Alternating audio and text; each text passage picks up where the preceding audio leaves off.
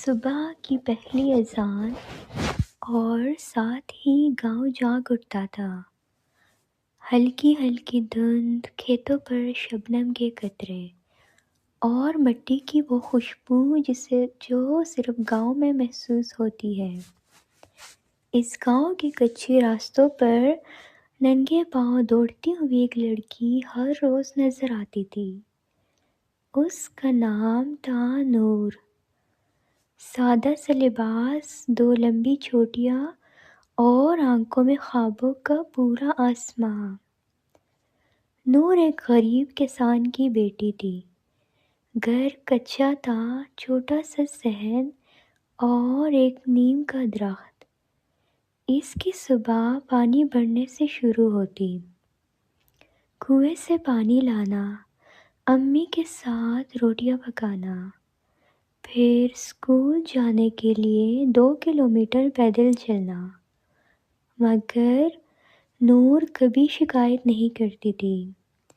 وہ ہمیشہ مسکراتی رہتی، کیونکہ اسے یقین تھا ایک دن میری زندگی بدلے گی۔ نور کو پڑھنے کا بہت شوق تھا۔ وہ کہتی تھی، میں بڑی ہو کر استاد بنوں گی تاکہ گاؤں کی لڑکیوں کو پڑھا سکوں۔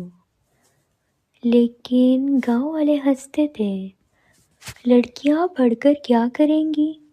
آخر کار تو گھر ہی سنبھالنا ہے۔ مگر نور ہار ماننے والی نہیں تھی۔ رات کو لالٹین کی مدھم روشنی میں پڑھتی رہتی، نیند آنکھوں میں ہوتی لیکن خواب دل میں زیادہ مضبوط ہوتے۔ ایک دن گاؤں میں شہر سے ایک نیا استاد آیا۔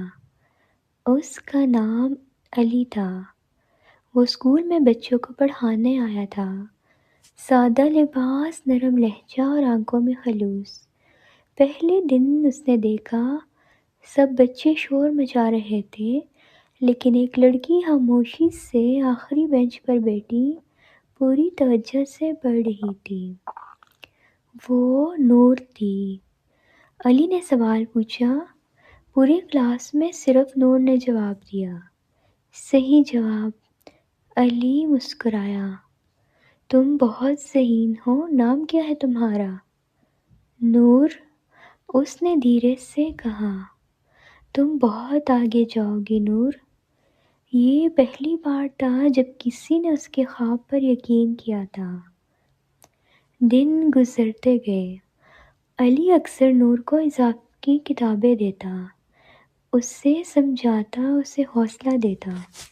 تم شہر جا کر پڑھ سکتی ہو، اسکالرشپ مل سکتا ہے۔ نور کی آنکھوں میں چمک آ جاتی۔ دونوں اکثر اسکول کے بعد نیم کے درخت کے نیچے بیٹھ کر باتیں کرتے۔ نور اپنے خواب بتاتی اور علی اسے راستہ دکھاتا۔ آہستہ آہستہ استاد اور شاگرد کا رشتہ دل کے کسی اور رشتے میں بدلنے لگا۔ بغیر کہے، بغیر سمجھے، محبت چپکے سے دل میں اتر گئی۔ ایک دن نور کے ابو نے اعلان کیا، اگلے مہینے تمہاری شادی کر رہے ہیں، پڑھائی بہت ہو گئی۔ نور کے ہاتھوں سے کتابیں گر گئیں۔ ابو، میں پڑھنا چاہتی ہوں۔ لڑکیوں کے اتنے بڑے خواب اچھے نہیں ہوتے۔ اس رات نور بہت روئی۔ اسے لگا جیسے اس کے سارے خواب ٹوٹ گئے۔ اگلے دن علی نے نور کو اداس دیکھا تو پوچھا، کیا ہوا؟ نور کی آنکھوں سے آنسو بہنے لگے۔ اس نے سب کچھ بتا دیا۔ کچھ لمحے خاموشی رہی، پھر علی بولا، نور، اگر تم ہمت ہار گئی تو سب ہار جائیں گے۔ میں تمہارے ابو سے بات کروں گا۔ وہ اس کے گھر گیا۔ آپ کی بیٹی باصلاحیت ہے، اسے پڑھنے دیں۔ کل کو یہی آپ کا فخر بنے گی۔ کافی بحث کے بعد آخر کار نور کے ابو مان گئے، ایک شرط پر، اگر اسے اسکالرشپ مل گئی تو جائے گی۔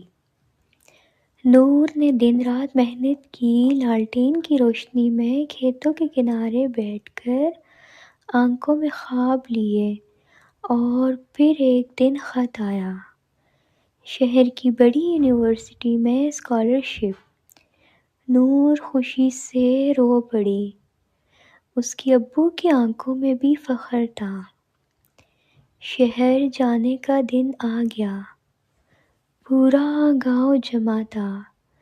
نور نے مٹی کو ہاتھ لگایا، اسے محسوس کیا، یہی مٹی اس کی پہچان تھی۔ علی خاموش کھڑا تھا۔